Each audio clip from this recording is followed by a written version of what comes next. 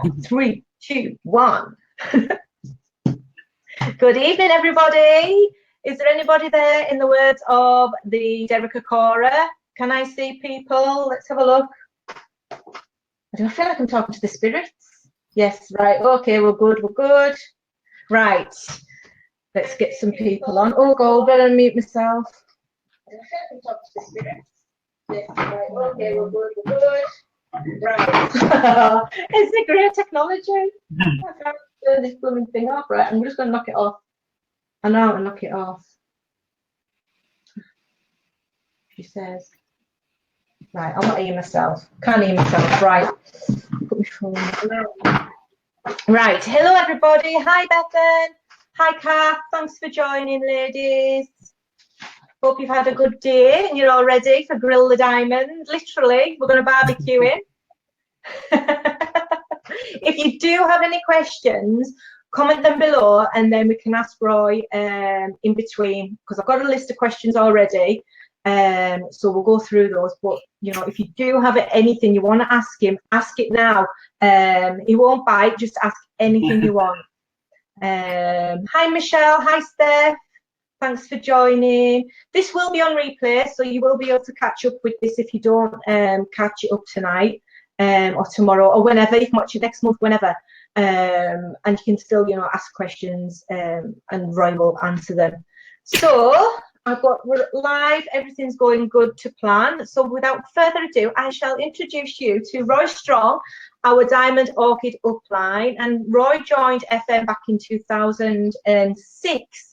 And we were just chatting now, and like back in them days, but it sounds like forever, doesn't it? There was no Facebook, there was no social media as such as what it is like today. So you had to hit levels by, you know, walking the streets, doing events, selling, like we all should still be doing that today. So I'm sure Roy will touch a bit up on that as well. Hi, Sal. Hi, Leander. Right, let's introduce Roy. Good evening, Roy. Thanks for joining. Good evening, everybody. Fantastic to be here on this live double Zoom, or double live Facebook.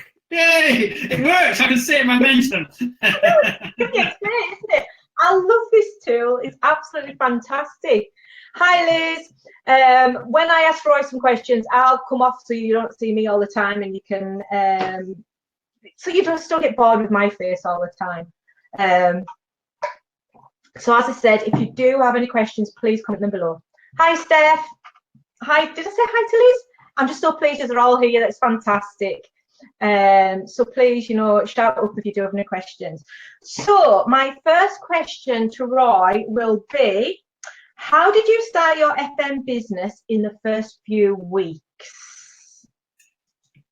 Well, to be totally honest, when I first joined FM, I didn't actually do anything. For the first 10 months I was in the business. So it took me a while to actually get started with business. There was a reason behind that, unfortunately. The first person I showed the samples to was the wrong person I should have shown the samples to. But I didn't actually get started straight away with the business. What I did was I stayed in touch with the company, and it was only when I went along to an upper meeting that I then saw the other people were starting to achieve in their early days in the business, that then got me started on it. And then when I made the decision to actually, start to build the business, I did what, we still do to this day. I actually got, did a contact list of the, nowadays when you do a contact list, it's Facebook, everybody's got a contact list. It's all on Facebook or WhatsApp on your phone. But back then, as Sharon said, it sounds like it's, a long time ago before technology. But it was a case of going through your address book, going through your diary, and just, making a note of your contacts, people you previously done business with, to people you know from all different backgrounds, and just starting to approach them. I very much led in with the products, without a doubt. We only had perfumes when I first joined the business, so it really was a case of getting in touch with people, asking them if they'd like to try some samples of the fragrances on there, because it's the quality of our products that speaks for itself. on it. So the fragrance was a perfect place to start then. It's still a perfect place to start now with the product. It's like it's never changed, has it? You know, predominantly FM started with the fragrances, and you know, like even though social media and everything changes, the brand still hasn't. It's, you know, you can still just go out there with your samples and you can still sell and build a business, which is fantastic. So when you first started, when did you start to think about team building? Did you do that straight away, or did you wait a while before you even done that? And what did you actually say to the first team builder? You know, well, to the first member. When I first started to take action, I did want to recruit. I wanted to recruit straight away as well, because that's, you know, that's why I come into FM4. I wanted to build a team. So I did start speaking to people, but actually speaking to people about the business as well as talking to people about the products. And it was the excitement that I got from what I've seen people start to achieve with it, that I was going to, you know, saying to people about the fact that this was such a simple product to sell. I've been involved in other network marketing companies in the past, selling everything, you know, nutrition, jewellery, insurance, telecoms, you name it, you know, I've done it. And what I learned from that was the easiest product of all to sell is perfume, because everybody wears it. So when I was speaking to people who I knew had been involved, for example, in nutrition businesses before, you know, I'd say to them, you just hang out your white coat, you know, you don't need to prescribe anything. But, you know, the perfume is just very simple. People try the product, they either like it or they don't. So it was very, I very much led on the opportunity side. I very much led with the fact of the product and how easy it is compared to a lot of other things to sell on there. And I did say, you know, so a company that's done very well in Poland and a few other European countries already, and it's brand new to the UK on it. It's one of the products, isn't it? Everybody needs to have a shower. Everybody needs to have a bath. Everybody needs to smell nice. And it's one of them products that's always going to be used. It's like a funeral director. Everybody's going to need, you know, the products. And with FM, we've just got that much vast range. There's something for everybody, isn't there? So it's just, you know, with the product range growing, there's no excuses really, you know, to not upsell some certain products, anything. And they're all consumable as well, so people keep coming back to us for them. Yeah, well, that's it, like the shower gels, and it's like we both talked about this, didn't we? Because I was on about the liquid hand soap, and when you run out of your favourite FM product, you forgot to order it, and you've got to go to Asda or whatever, and it's like, oh my God, this product is absolutely useless compared to what we're used to with FM. So, you know, you are your best customer, and once you experience that, your experience, you sell that on to others just by, well, it's like the big Al, isn't it? You know, you're in network marketing every day, but you just don't realize that you're selling, you know, something all the time, but you don't get paid for it. Whereas with FM, you're obviously getting the points and you're getting paid for it. So you do have to use the product to best sell it, definitely. Steph has got a question. Let me show you the question. What is the biggest challenge you've had to overcome since starting network marketing? Good question, Steph. Put him on the spot. Well, my biggest challenge outside of FM were, you know, my biggest challenge in network marketing was actually before FM. And that was, I was involved in another company. And that company had multi-channels. They didn't just sell through network marketing. They sold through shops. They sold through mail order as well, which makes it hard. It makes it very difficult because you're competing against the company's own shops. You're competing against the mail order side. But the biggest shock to the system came when that company, after a year, and you know, a lot of people, when you get involved in the opportunities, it is a huge risk. After a year, decided to pull out of the UK. And they did it just before Christmas time. Oh my God, no. And as you can imagine, that was a major shock to the system. But you know, I've experienced it when I've joined again in companies where they're very new. It can happen when they haven't established themselves in the country. And, you know, but that was the biggest shock because I was number one in that company in the UK. And it was a shock to the system. But I actually was in a place called, for those geography-wise, I was in a place called Romford in Essex. And I actually lived at the time in Colchester, so it wasn't that far away from, about an hour away from there when I heard the news. I got home, and within a few hours, I'd written a newsletter out to the team to explain what had happened about it. And the owner of the company, or the owner of the UK, she said to me, she said, "I can't believe it, Roy. How did you manage to actually emotionally just do that?" And I said, I had to. I had to let people know what was happening on there. It was only fair to them. And, you know, in networking, you're going to have ups and downs, without a doubt, on there. Things will happen. And it's people overcome those challenges that do best for the business. Absolutely, absolutely. Thankfully, in FM, we've had, you know, we're an established company. As Sharon said, we've been out, 11 years in the UK. We've even longer abroad. So we've got over those initial hurdles that new companies face on there. The first hurdle I faced with FM, and I'm sure some of you will appreciate this, is particularly new catalogs coming out soon, things like that, is we had 100 fragrances when I first joined, and the one I was using was number 50. And it was a great fragrance. I wore it, and people, commenting on it, and I was getting sales for it. And the first point when the actual change of fragrances came, when they discontinued some and brought new ones in, guess which one was one included in that? It was number 50. No. Oh no! So it happens to us all, and I just tried some more samples and found enough of fragrance to use. But we've all been there when a product that we like personally we use. We're maybe the only person that orders it, so the company can't carry on selling just to us. That's what it's like. It's like when a leader, you stand out by somebody who would take that situation of the product going. Some people will be like, "Oh my God, it's the end of the world," number 50 is gone. Whereas a leader who would overcome that and say, you take the positive out of the negative. And I think that's, a lot of people, if there's a delay in brochures, it's like, oh my God, the brochures are, delayed. And it's like, we've got to appreciate they've got to get translated and everything else. So you have to take the positive out of that and build your business again. And you're always building, changing directions and things like that. And it's the people who can withstand that will go on further and further and further. Absolutely. So what's your favourite fragrance now? 462 is my favourite.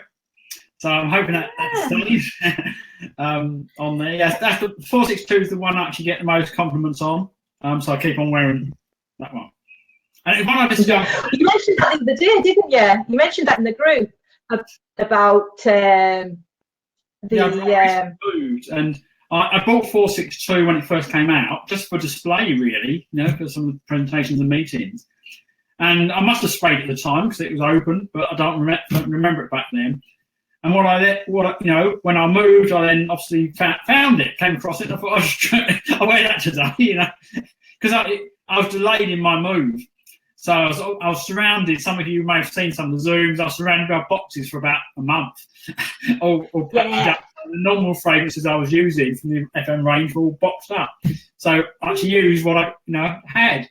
So 462 I used, and I said, it now become my most popular fragrance.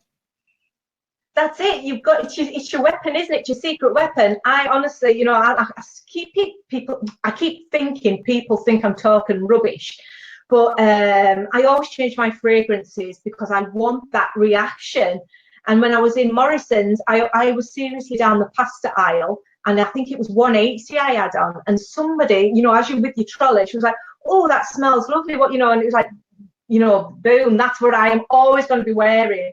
But like seasons change, so your fragrances have to change as well to get that reaction. So yeah, it's definitely the key is finding that fragrance that somebody stops you and says, "Oh, what's that?" and just shh. spray it on before walking the dog and going in the spa and everywhere. Hi, Anita. Anita's just joined us. Hi, Anita. Thanks for joining. Right, I have another question for Roy. Right, what have you learned in all your years in network marketing? A lot of different things. But one thing I've learned is that nothing changes, really. A lot of things, the actual methods we use may change, but the actual basics of the business that haven't changed, in all that time. It's still about selling the products, and it's still about finding people who want to do the same thing. That's the essence of the business. The way we do things, certainly, things like this, during the, Be Live Jericho on Facebook, that, is a new development. The Zoom's not obviously a new development, Even the fact I was talking on the Zoom I did just before this call, we were saying, only a few years ago, when you wanted to speak to people about the business, you do it by phone. You pick up the phone, and call. Now, never answers the phone. So it's all that's it. It's like we were at an auction, because Clint still buys all his auction stuff and buys stuff on eBay. And there was like a box full of old-fashioned telephones. And I says, could you imagine if we took that home? And I said to Sophie, right, phone your grandma. She wouldn't have a clue how to, do the old-fashioned phone. It's just, like you say, techniques and, technology changes. But, network marketing will always be the same. It's a people business. And, you have to, wear the product to sell the product, to speak to somebody and build a business. People are going to come, people are going to go. And it's always about numbers. And I think that the big thing, like you were also proving, is Roy is no different to anybody else in the team. We're all have highs, lows, and struggles and everything else, but you do have to overcome that and move on. Right, we've got another question. Steph's full of these tonight. Let me show this one. Let me put this one up. Right, what is the biggest impact FM has had on your life besides the income? It's going to be this amazing team members, Steph. It's given me a lot more freedom. When I came into this business, I was working it part-time for the first 2 years. I was running an insurance office doing specialist car insurance. So I was working it part-time alongside that. And it gave me the chance to actually go full-time with it, to actually have the freedom of, being full-time with your own business as opposed to working for someone else. That was a major impact. But personally for me, and it's not so much income related, but it's a little bit income related on it, is my first, when I left school, my first ever job was an admin clerk, basically, for Mercedes in Chelmsford. And I hadn't even passed my driving test at that point. I literally just come straight out of school. And the people used to come along with, twice a year, because it was much more about the registration numbers then. They were much more important back then. People would come along twice a year to collect the cars. And you have the people turn up, and they'd have all the, the wine and the flowers and all the people greeting them at the dealership to collect their new cars.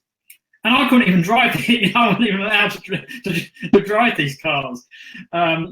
So it really meant something to me when I actually got my first Mercedes from the business. So I was actually someone then getting a brand new Mercedes from the Mercedes dealership. I was one of those people that I'd expect to see, and getting that amazing moment when they first got their Mercedes, in that work experience job. So that really, actually having that brand of car really meant something to me. Amazing, absolutely amazing. I can remember when I was, you tell your family and you tell your friends, oh, I'm doing this, I'm doing that, I'm going on holiday, I'm blah, blah, blah, blah, blah. And my mum and dad never believed it. It was like, yeah. And I says, I'm going to get the car. And it's like, yeah. So I didn't tell them. I didn't tell anybody. I don't even think I told you, Roy, did I? I think it was maybe just about the day before. But I just pulled up at my mum and dad's. I says, look, I told you I was going to get the Mercedes, and I just pulled up, and they were gobsmacked. But I couldn't get away with because it's got the pull brake. So my mum and dad's is on like a goes like that to the garage, and I was like, no, I nearly went through the garage, but it's a massive feeling, isn't it? And especially when you've been able to drive one to actually, get in your own. And how many Mercedes have you had now, Roy? I'm on my third one at the moment. Need I say more? Need I say more? Right, let me get rid of that question. I passed it, so wait till I find it. Find it again. Hide. Okay. Right. What is your number one tip for getting sales? It is getting people to actually try the products. Psychologically, not just the perfumes, but obviously the perfumes have the most impact when someone tries them. But physically, if someone's actually holding a product, holding a sample, they're much more likely than to buy it. Because that way they feel like they've already taken a little bit of that step in the buying process on there. So getting them to experience the quality for themselves is so important on there. If you're not able to do that with someone because you can't physically, do it with them, then, concentrate on the products that you're using yourself, because you can talk about them more than you can other products. Absolutely. Share your experiences with those products. Obviously you can share them face-to-face with people, but you can also, use technology and do it on Facebook, do it on other social media, do before and after pictures, do live videos talking about the products or demonstrating them. The drain cleaner is a fantastic one for that. It's brilliant. My brush is full at the minute. I'm going to do that live because I'm struggling brushing my hair because I've got that much hair. I'm going to share this story though. When I done my YouTube video of the drain cleaner, I used my own hair off the brush, but when I'd recorded it on the iPad, it had dipped, so you didn't even see the hair. So I was like, oh my God, I can't use that now. I need more hair. So then I was like, Sophie, I need your hairbrush. She said, well, I've just cleaned it. And I was like, no, I need to do this video because I'm, the power of doing the drain cleaner video is just amazing. So I'd use my hair. Sophie didn't have any hair. So the next step was trimming the dog. So I got the dog's hair, because you've all seen Bella, she's like the long-haired cavalier. So I was like, oh my God, I'm going to cut her hair. Oh, so I, got the tail and everything. So yeah, put it in everything else. And again, I'd said, that was it. I'd said it was a litre bottle. I'd said the wrong size of the bottle. So that had to get, things. I was like, oh my God, I've used my hair. I've used the dog's hair. So it was like, because Aaron was home at the time, and I said, right, I'm cutting your hair. So we had to use his hair at the minute. So it's like, there's always a way, guys. There's always a way. So I'm ready to do a live one now because I've amassed quite a lot of hair at the minute. But yeah, Liz Blythe, she's going to do a live in our group on Friday.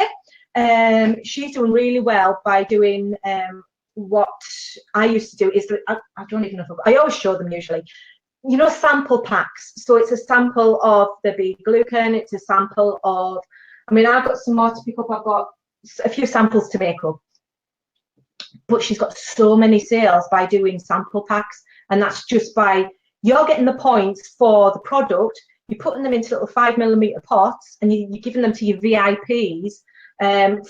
First 5 people will get a bag of these samples, and they're using them, they're trying them, they're getting a discount if they go on to then buy them, and her points are just absolutely shooting up by doing these sample packs. So keep an eye on in the group for Friday. She's going to do a live and share how she actually does them.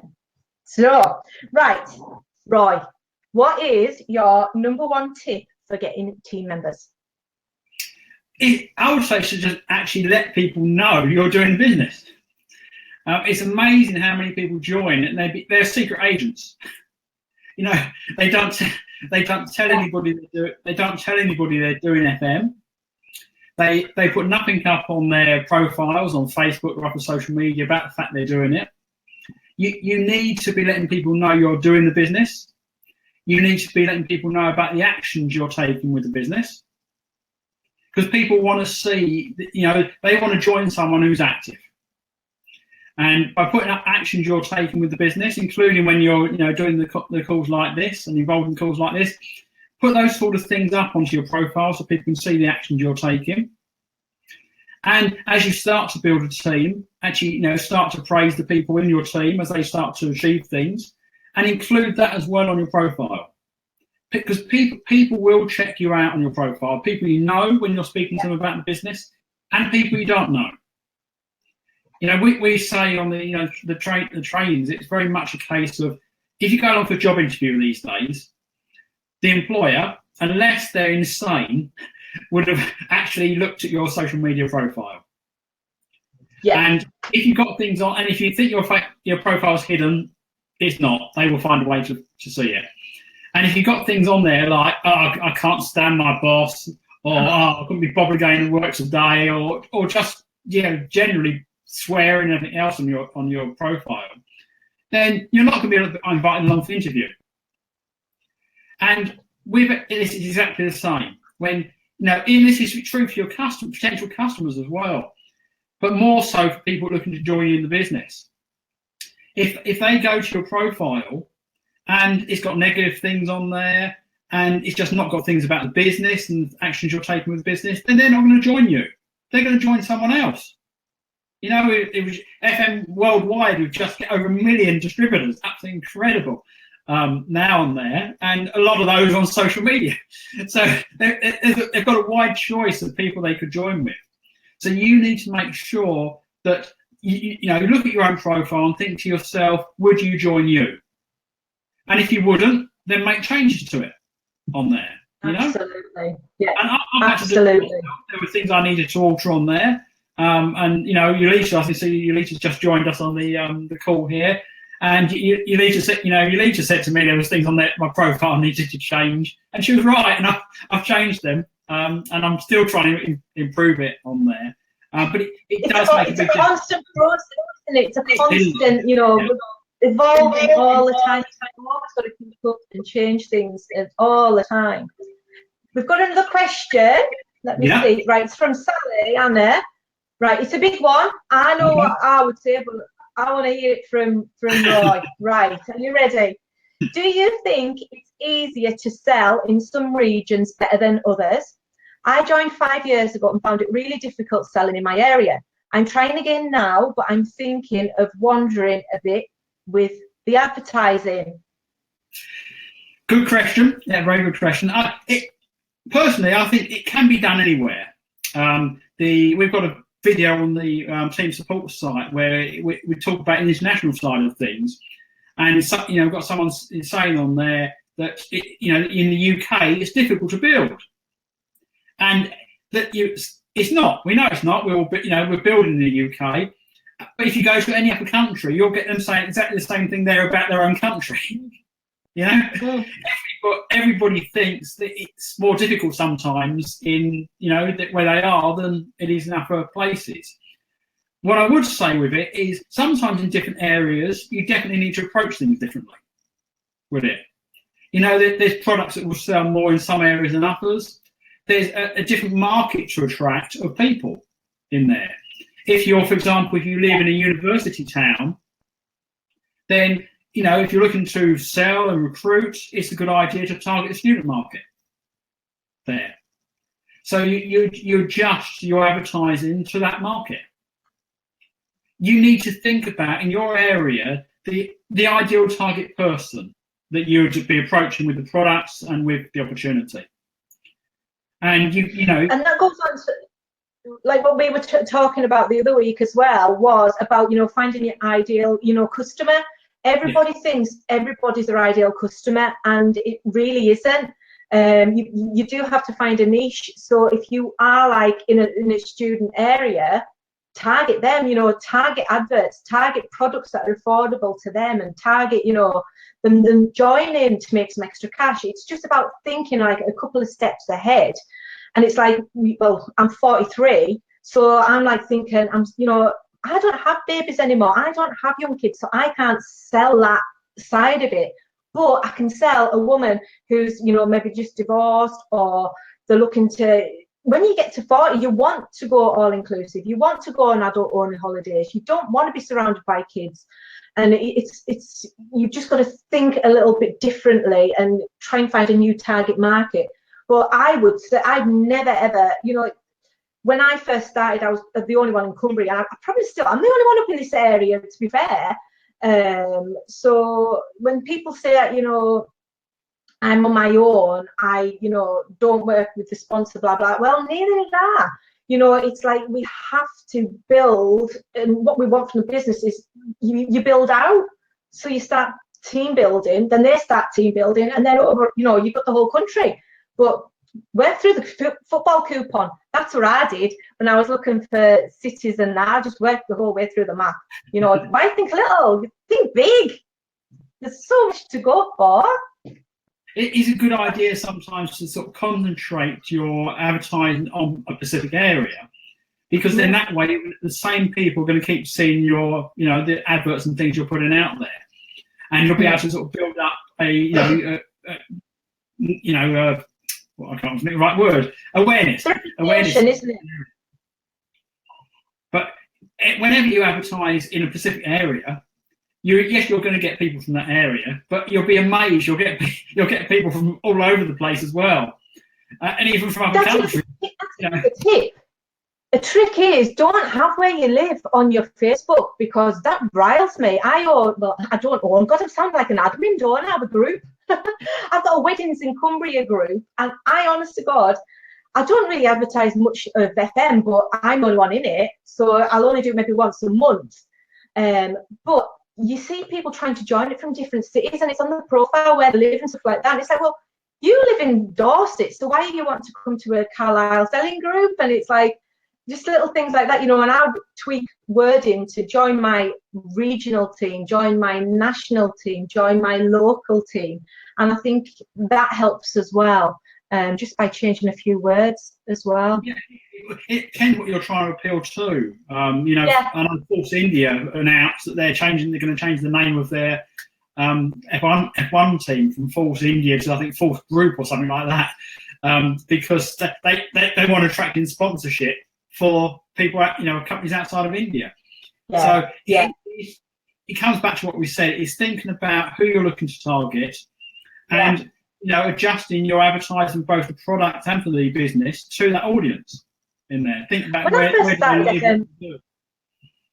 Yeah, I mean, it wasn't even on Facebook when I first started, but then because I was like Roy, I didn't do anything for about 12 months when I first joined. And then there was just like a little few groups, and I called myself, I think, FM Cosmetics in Cumbria.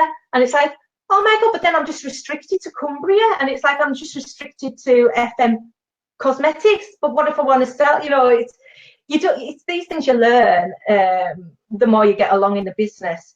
Right, Roy, what is your favourite product? 462, yeah. Apart from 462. 462 fragrance. But no, I do also love, I love the vanilla coffee. And metabolism coffee as well. I learned the trick from Marilyn Beavis. I actually mix the two together. So I have half of vanilla and half of the metabolism in there. So you know, we had a discussion on the group before, and it was very it made me sound a bit sad, but I was so pleased when the toilet cleaner came back, the FM toilet cleaner, because you know we had it out of stock for a while the bottles were being changed, and you know, like Sharon said about one of the other products, I've been using off the upper brands of toilet cleaner, and it's only when you're not using FM, you suddenly realise the quality you got used to. And using the upper brand it just didn't do the job. So you know, it's very much, you know, it's an amazing product on there. One of the other products I now use every day is actually the face oil, the Unique face oil. You know, I've got for both men and women Unique face oil. Superb product on there. It's we don't promote enough, without a doubt, all of us. It is a product. Once you get someone on it, they'll keep coming back to you, because it is just that good. You know. Did you read that post I did about when I went for a facial, and she recommended I use Declior, and I was I was quizzing her about, you know, like having oily skin, this, that, and the other, and she said, oh, you should try this Declior therapy oils in. And I thought, okay then. And then I came on Google and I compared the ingredients of the Declior which I think was £45 for 15 mil. And we've got about another 6 additional aromatherapy oils in that. So it's just a no-brainer. You know, the quality of the oil it's outstanding. So you do need to, you know, look at getting that for sure. Absolutely. It's a good one to have, and if you're going to see someone, you know, face to face about the business, it's a good one to just, because it's got a natural dropper to it. It's quite easy then to get someone just to try it. It lasts forever. That quality for themselves on their face, and even that on your hands, it you know, it does make a big difference. Oh, it smells amazing. It smells really, you know, it just oozes quality. It really does. Right, another question, Ron.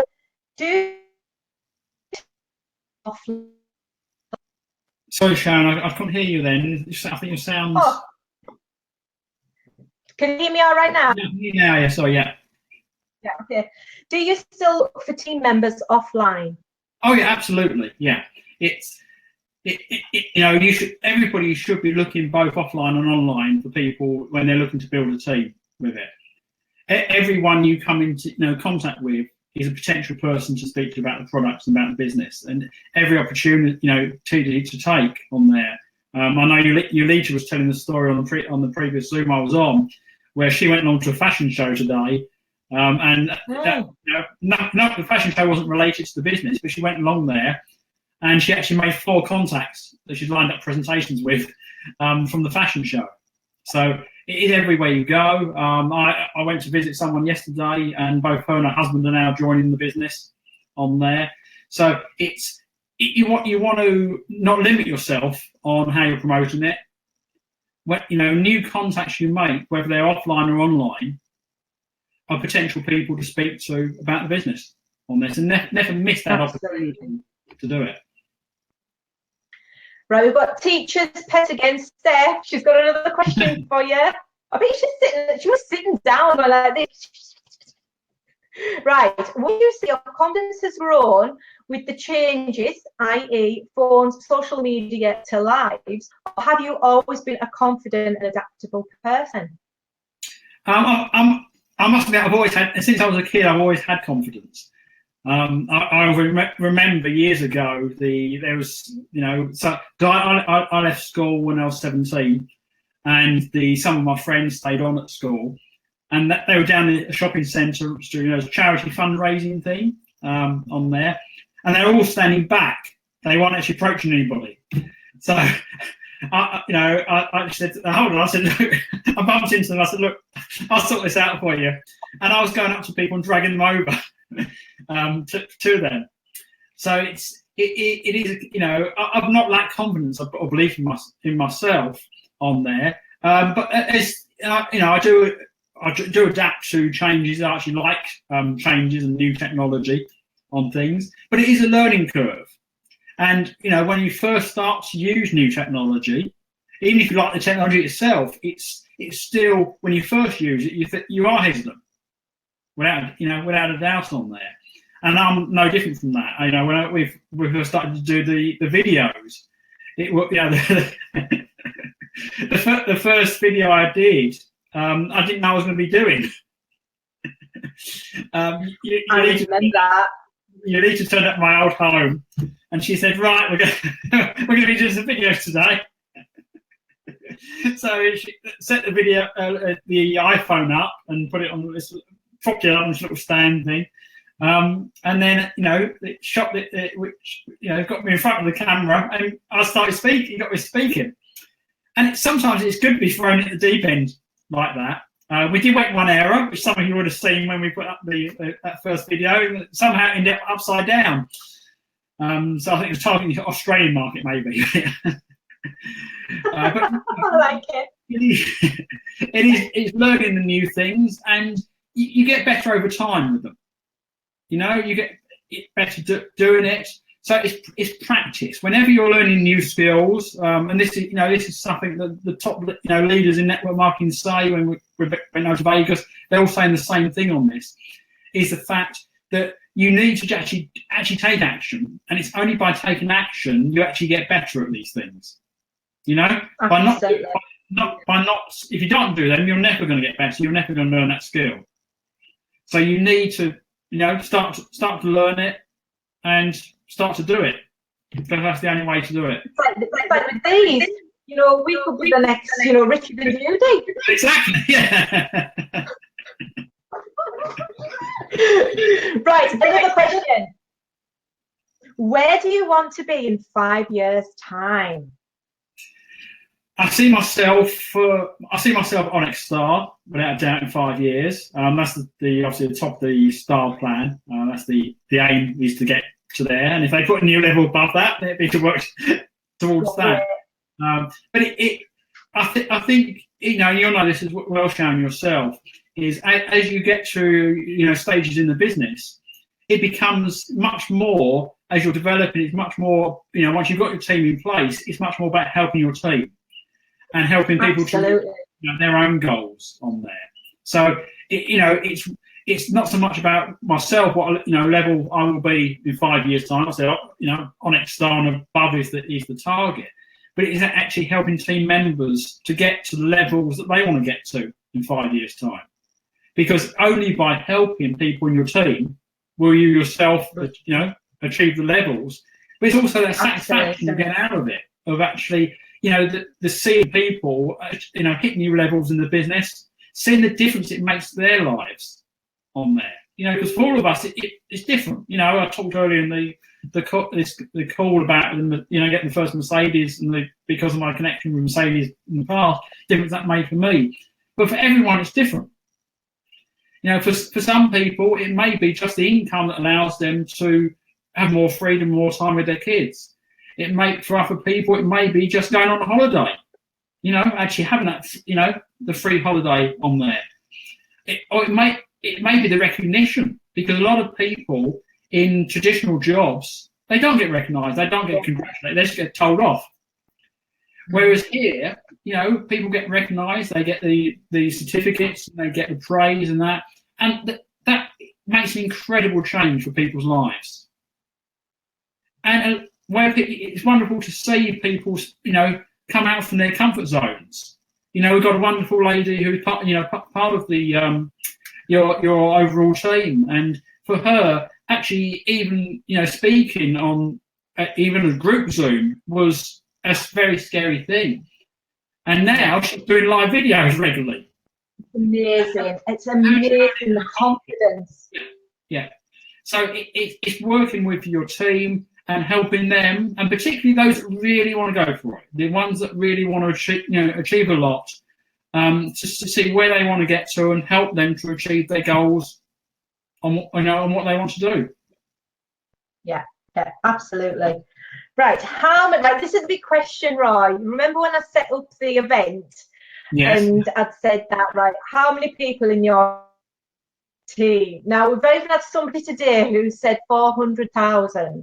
I think Royal nearly fell off the chair at that one. So the drum roll, how many is in Roy Strong's worldwide team? Hold on, I did do the figure earlier, but I just want to make sure I got the accurate figure for you. So I'm just going to give you the very accurate latest one on there. All the time, it's fantastic. We've got, I think, 9,040 in my downline. That's absolutely fantastic. It's the whole team overall is 31,889 people. Brilliant, fantastic. The next closest guest.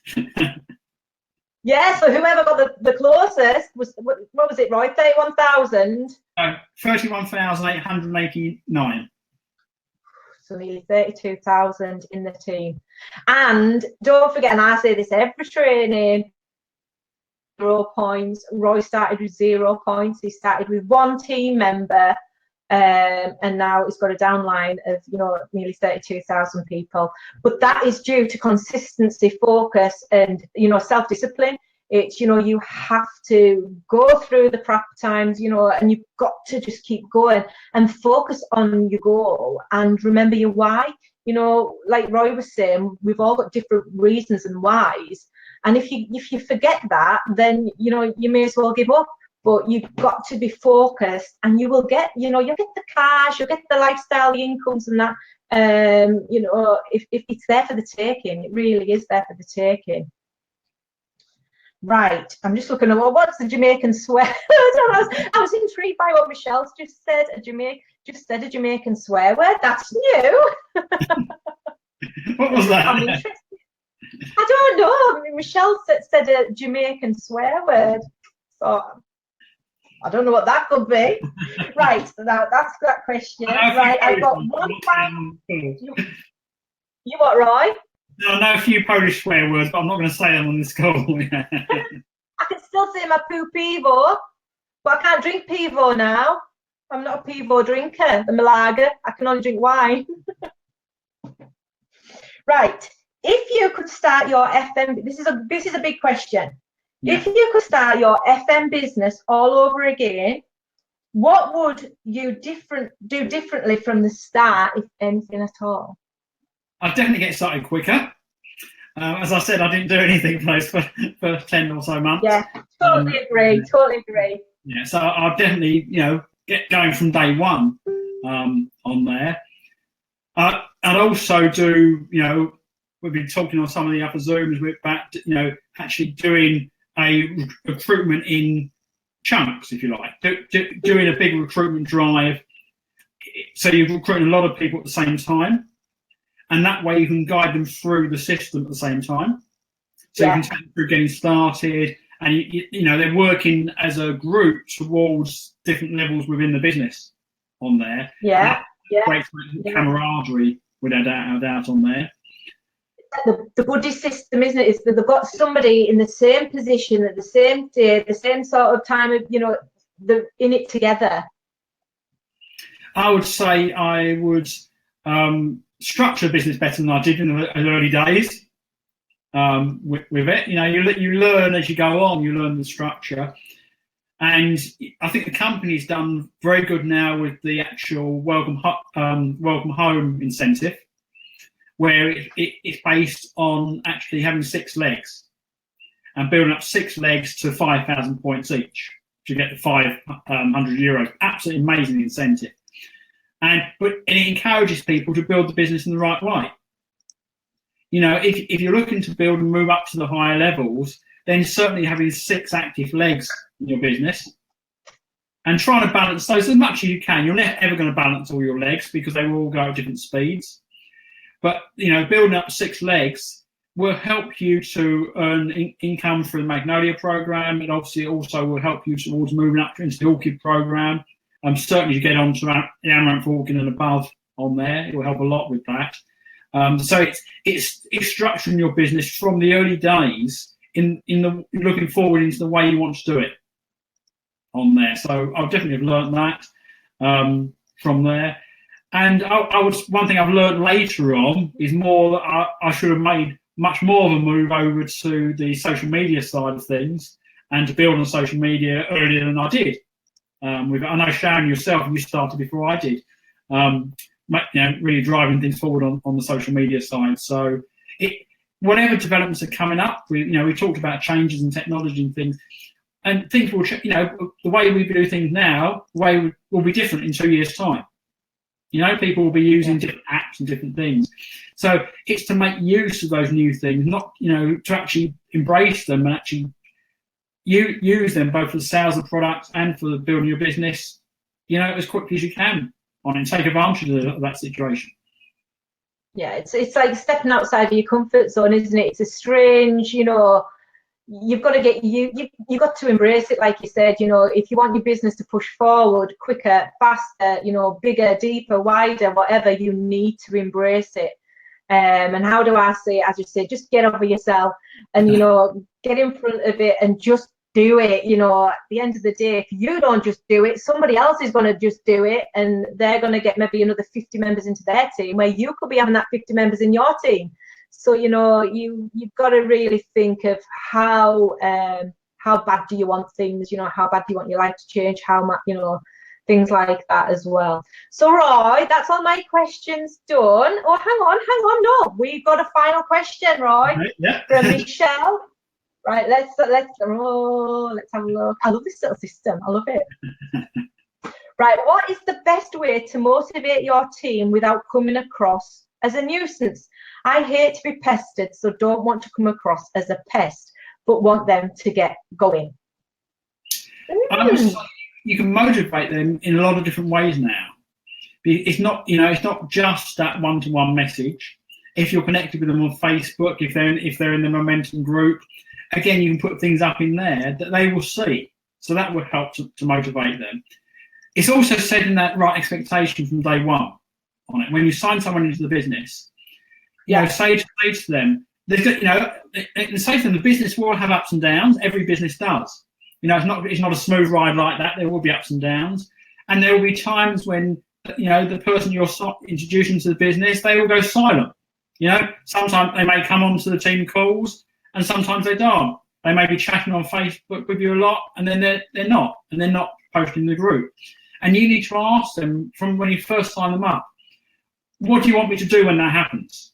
Do you want me to just leave you there, and just let you be quiet and get on with it, or do you want me to contact you and remind you of why you joined?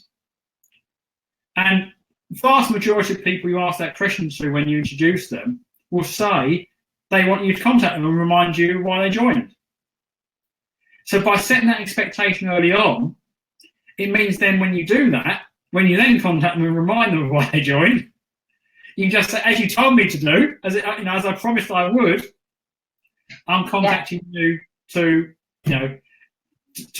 remind you why you joined the business on there. Yeah, again, it comes down to the why, isn't it? And it's all very good. Everybody who joins our team has a why, and it's just letting them remember that they joined for a reason, and they've still got that why. So you've just got to work with them, don't you, and just remind them of that. Right, last question. This is definitely the last one, and it's from our amazing Steph. What keeps you motivated, and what gives you that push to go further? I like that question. We'll end on a really good question. That's a good one, Steph. What I love about this business is when you see people, we talked about earlier in the call, when you see people making those breakthrough moments, and that, learning those new things and just moving to whatever level they've been aiming towards and they're looking to get to. And that's what motivates me, to see the people achieving those results and the difference it's making to them.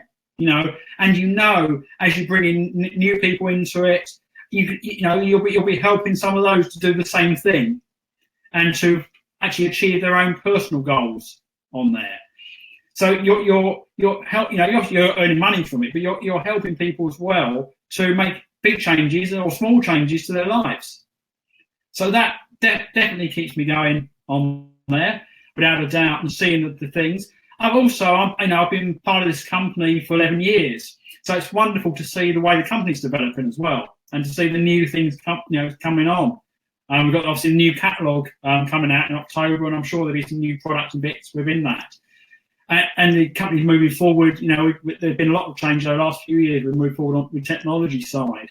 So just to see this company grow as well is brilliant. I feel so much part of it. To see the development it keeps me going as well. We all have days when we get down and things. Things happen on there.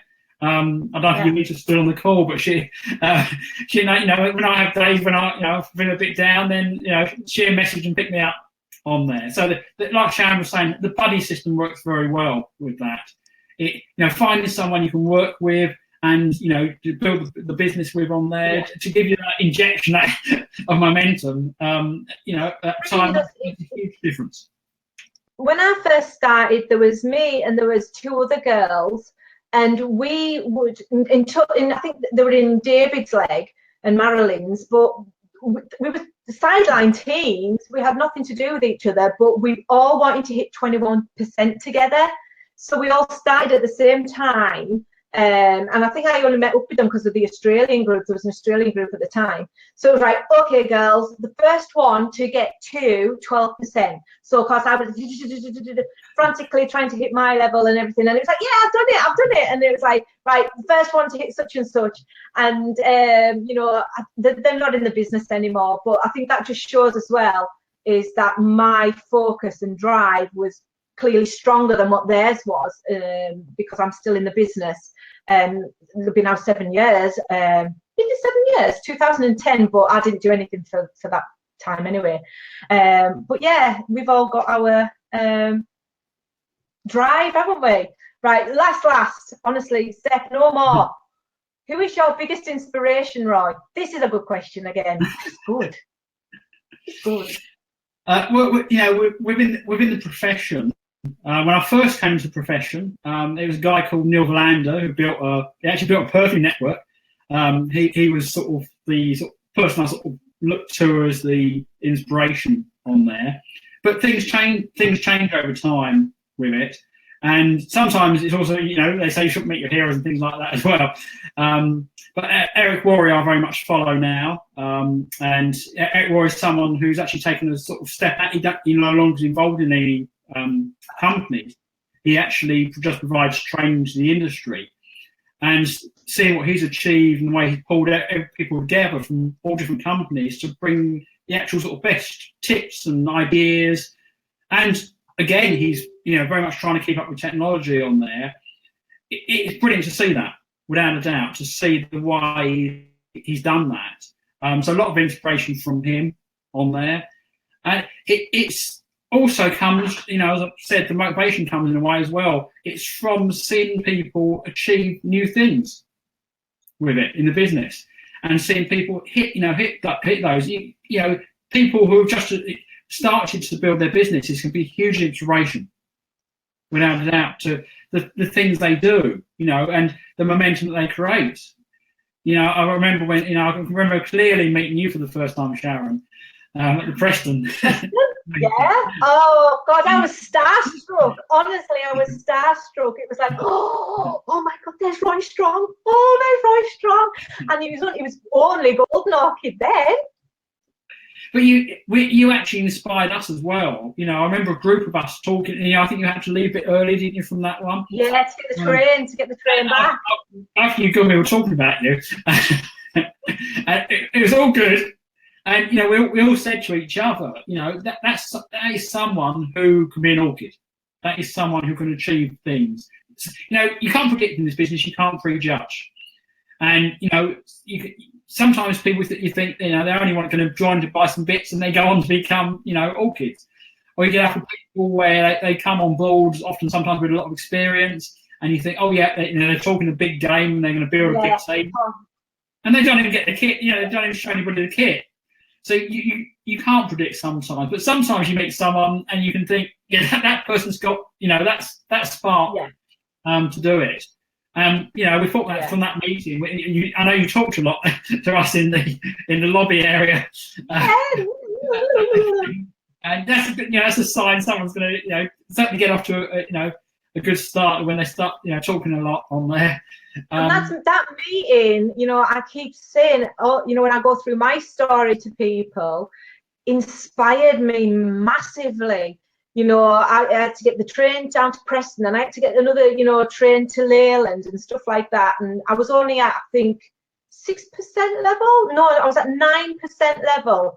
And it was the February, and then I hit the 21 in the May, then I done Pearl in the August and Amaranth in the December. And it was only for going to that meeting that I wanted to do that, because I saw Roy, I saw, you know, Marilyn and David Beavis, I saw Justina Hamilton, and, you know, these are orchids who, you know, I was at 9%, you know, many of you here, you know, watching this, you know, are at 6.369, you know, and I was there. And when you hear it really happens, people do get the cars, they do. It's a massive, you know, inspiration to think, well, do you know what? I can do that as well. And that's the drive for me. Was I was sick of working, so I said, if I can earn, you know, I think it was like more than 450 quid a month, which was my wage part-time, you know, that would be what I needed. And I left my job in that December because I'd hit the amaranth, and it was like from, you know, £2,000 a month, you know, and that was just not even really working the business hard. It's achievable, absolutely. So I've waffled on again, haven't I? I always do this. But no, that is it. You see the people, I said, achieving things, and also just overcoming their own obstacles and their own challenges on there. You know, we've all got different, you know, challenges with it, you know, as we come into the business and everything. And it's seeing people overcome those is absolutely incredible. And I think as well, I think in this, you know, and I think these people particularly good to approach about the business in a lot of ways as well, because they've already shown something to change their lives. It's when you get the people do what Anita did, and Chris, you know, her partner did, and her father as well. They, you know, when they actually took the step to actually come from another country, actually to come over to the UK, massive step, because they believe in the business, you know, and it's incredible to actually do that. And everybody, you know, takes that decision to, you know, make that change their lives, to actually, you know, come from, you know, their home country to come to another country and want to build a life for themselves and their family on there. So, you know, those, you know, a good number of those people within the business. And it's such an inspiration for them to do that. It's absolutely incredible on there. So those people will put that effort in to make that, you know, improvement in their lives, make that change to their lives for what they're looking to achieve. Incredibly inspirational. Yeah, absolutely. Right, that's it, Roy. I don't want to keep you back any longer, or anybody else. I just want to say thank you massively. And if you want to, you know, if there's anything I've not mentioned that you want to, you know, have a final word to people, you know, say it now. That would be lovely. And I just want to thank everybody, myself, for, you know, joining us. And I'll hand the last word over to Roy. Well, thank you very much for inviting me onto the call. It's been absolutely brilliant. And Steph, thank you for all your questions as well. Very active on there. The final thing I'd just like to say is to actually promote the big event that's happening next month. Is, you know, 21st of October, you saw the comical video, 21st of October is the UK conference. If you haven't got your tickets yet, get them. Get yourselves along there. You know, we talked a lot on this call about inspiring stories and things like that. You'll hear so much of that at the conference. If you haven't been to one before, you know, it is absolutely fantastic to go along, hear the stories, and get the motivation. You might even, if there are new products coming out, it might be a first chance to try some of those possibly on there as well. You'll hear from, you know, people from all different sort of levels in the business, and I'm sure some outside speakers will be coming as well on that. And there's great gala in the evening. You know, it's a chance to have great fun and everything else, and mixing with it, you know, other like-minded and positive people within FM. So get yourselves along there. If you haven't got your team members booked in yet, you know, get in touch with them, and, you know, get them there, get them to the conference. You know, we have people come to the conference in momentum. Yeah, people come to UK conference from other countries. I'm sure we'll have some people there from Nigeria this time, from Italy, from Poland. There might be some from America, or I think there's actually some coming across from Australia as well. To it. So these people, again, huge commitment. They're coming, they're flying, all that way to attend the UK conference. And yet we have some people who live just around the corner from the UK conference that don't come along. So put that commitment in. Think to yourself, right, I'm going to be there on that day. I'm going to be there for the 21st of October. I'm going to be at the UK conference. I want to move my business forward on there. Make that commitment, book those tickets, and then work out afterwards how you're going to get there and anything else you need to arrange. But get your tickets booked, be there, and, you know, we'll look forward to seeing you on the 21st. Or be square. Be there or be square.